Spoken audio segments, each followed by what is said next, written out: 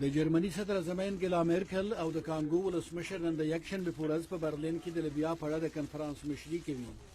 جرمني او ملګري ملتونه هیله لري چې روسیه، ترکیه، متحده عربي امارات او مصر دې ته وهڅوي چې د لیبیا د حکومت مخالف اړخ چې دوی ملاتړ کوي په طرابلس کې ورباندې غاړه کیږي. DAEŞ ve El-Kaide gibi terör örgütlerinin موږ یې وینو چې په لیبیا کې یو ځل بیا د داعش او القاعده په څیر ترهګرو ډلو زور اخیستی.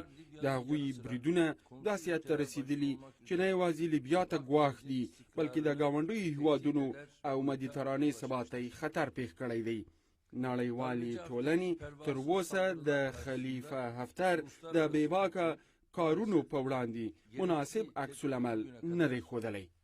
د ترکیې ولسمشر رجب طیب اردوغان نن یکشنبه وویل چې هیواد یې تمه لري چې په برلین کې غونډه په لیبیا کې د امنیت او اقتصاد په ګډون په ډېرو برخو کې رغنده پرمختګونو ته لاره هواره کړي.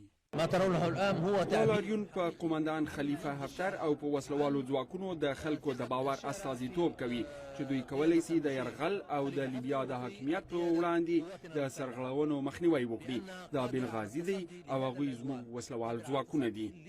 په برلین کې د دې نړیوالې غونډې په درشل کې د ترکیې جمهور رئیس رجب طیب اردوغان له اروپایي هیوادونو څخه وغوښتل چې په طرابلس کې حکومت په رسمیت وپیژني.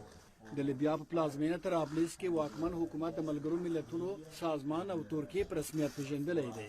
په برلین کې په ننني کنفرانس کې د چین، مصر، بریتانیا، الجزایر، متحده عربي امارات او ایټالیا استازو ترڅنګ د روسیې جمهور رئیس ولادیمیر پوتین او د امریکا د بهرنیو چارو وزیر مایک پامپیو هم برخه اخلي.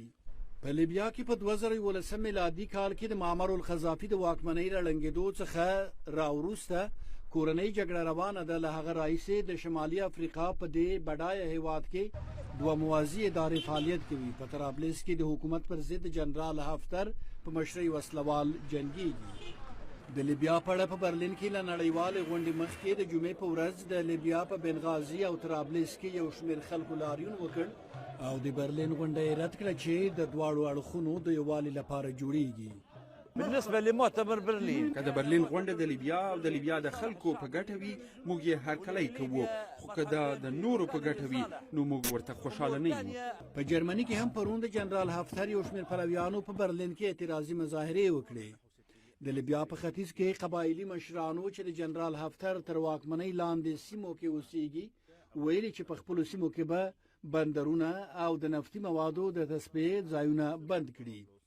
هغوی ویلي چې د طرابلس حکومت چې ملګري ملتونه یې ملاتړ کوي د نفتي موادو د تصفیې له کارخانو او عوایدو د وسلوالو د تمویل لپاره کار اخلي چې